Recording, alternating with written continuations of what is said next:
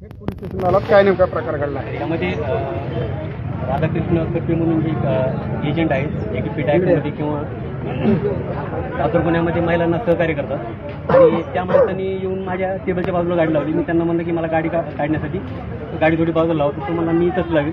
मी थोडी गाडी बाजूला घेण्यासाठी प्रयत्न केला तर त्यांनी मला शिवीगाळ केली. शिवीगाळ केल्यानंतर आमची थोडी बोलाबोली झाल्यानंतर तो गेला आणि त्यांनी 5 लेडीज होत्या आणि 2 जेंट्स असे 7-8 जण ते आले होते. त्यातल्या 3 लेडीज माझ्या अंगावर आल्या, 2 लेडीज पाठीमागत होत्या आणि 2 जे जेंट्स होते ते पण माझ्या अंगावर आले. त्यानंतर त्यांनी मला धक्काबुक्की केल्यानंतर शिवीगाळ केली आणि त्यांनी त्यांचे चपला वगैरे जे काय हातामध्ये जे काय चपला वगैरे त्यांनी फेकल्या.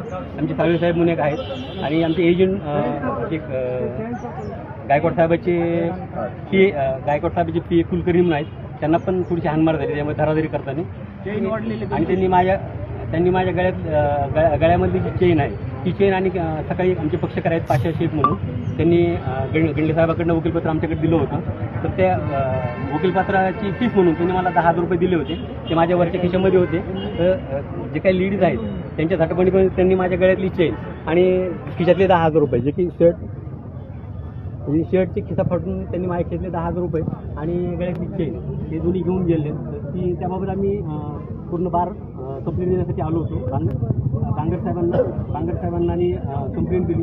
तर त्यांचा उद्देश जो होता की ज्या काही महिला आहेत त्या पिटा ॲक्टमध्ये असल्यामुळं आणि त्यांनी मला जे करते आहेत ते गुन्हेगारी प्रवृत्तीचे असून त्यांना पोलिटिशियन त्यांची हमीच्या पूर्ण नाव घ्या.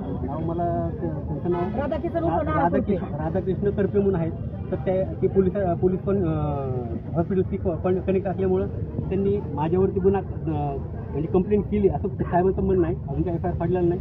परंतु आम्ही त्यांना ह्यासाठी निवेदन देण्यासाठी आलो होतो की जी काय कंप्लेंट आहे ती खोटी आहे. वैयक्तिक त्यांनी जर कंप्लेंट केली की मला शिवीगाळ केली हाणमार केली ती कंप्लेंट घ्यावी असं आमचं म्हणणं आहे. परंतु लेडीज पुढं करणं किंवा बाई समोर करून खोट्या गुन्ह्यामध्ये वकिलांना अडकवणं हे चुकीचं आहे. तर याबाबत आम्ही पोलीस साहेबांना बोललो. त्यांनी सांगितलं की आम्ही सखोल चौकशी करून त्याबाबत योग्य तो निर्णय आणि FIR दाखल करतात.